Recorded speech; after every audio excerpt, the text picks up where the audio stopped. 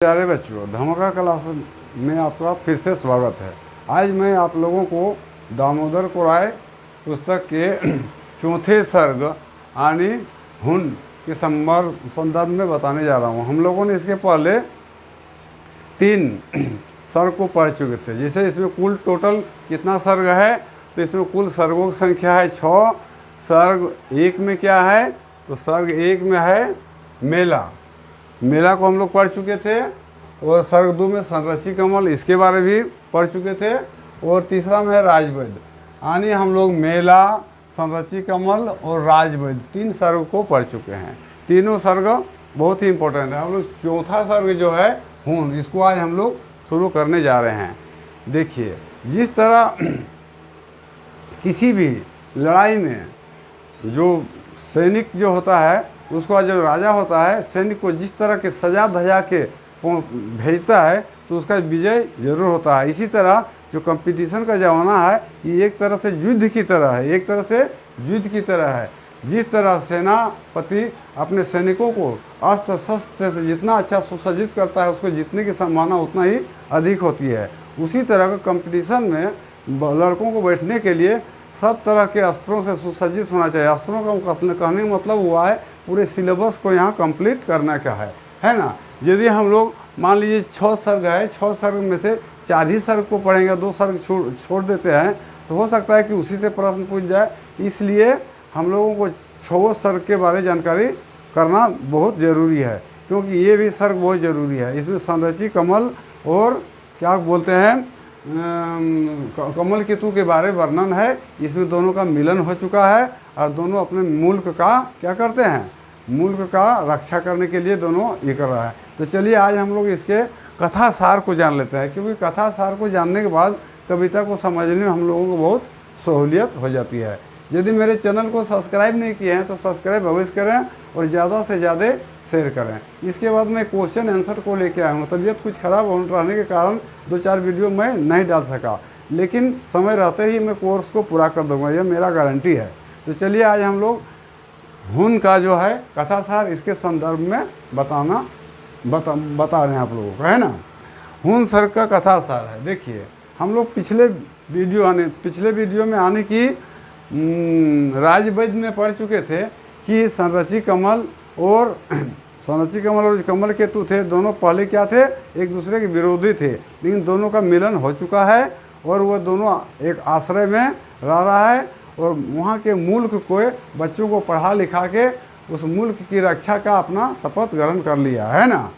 अब क्या होता है, सावन का महीना आ जाता है। सावन का महीना आ जाता है, जंगल में दोनों अपना मौज मस्ती से रह रहे हैं। सावन का महीना आता है, चारों तरफ हरियाली ही हरियाली छा जाता है, क्योंकि खेतों में रोपा डोबा का काम, रोपा डोबा मैंने धान फसल वगैरह जो होता है खेतों में लग जाता है। किसान का वही तो मेन चीज़ है, हो जाता है। चारों तरफ हरियाली ही हरियाली छा जाता है, जीवन आनंद से भर उठता है ना।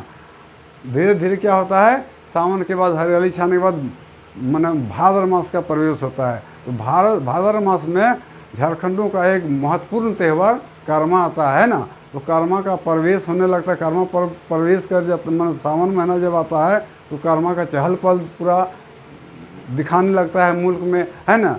लोग जो है क्या होता है, जो रसिक लोग है वो मांदर एक बजा होता है जिसका आवाज़ जो है बहुत सुरीला होता है, सुनने में मन को आनंद कर देता है। कहने का तात्पर्य है कि किसान लोग खुशी से झूम उठते हैं और कर्मा पर्व का स्वागत के लिए बांसुरी बजाते हैं और मांदर बजाने लगते हैं। और इधर कमल और संरची भी उस मेला का माने कर्मा पर्व जो बहुत ही फेमस है, झारखंड के लिए बहुत ही फेमस है। ये झारखंड का एक संस्कृति है जिसको अभी भी लोग बरकरार रख रहे हैं ना। तो उसको क्या करता है, वो भी अपना कर्मा पर्व के रंग में संरची और कमल केतु अपने को रंगने लगता है।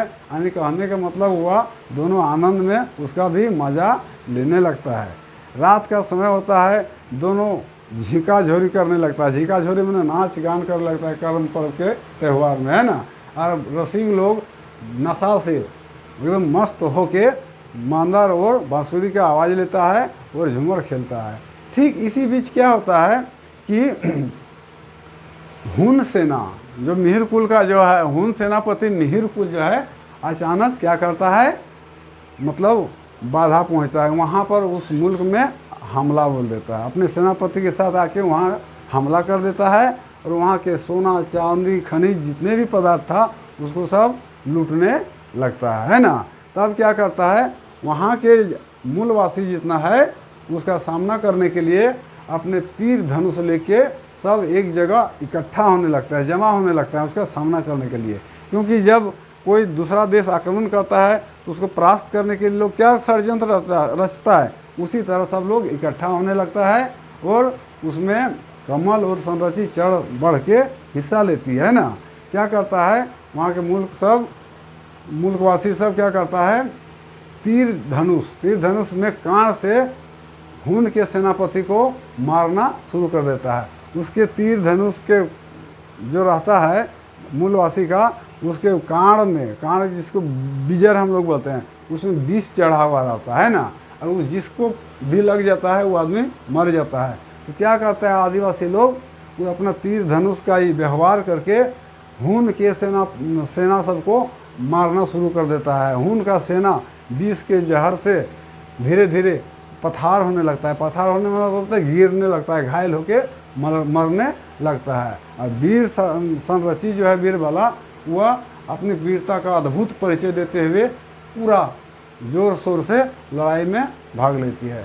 नतीजा क्या होता है कि हुन सेना को अब भागने में आतुर होना पड़ता है।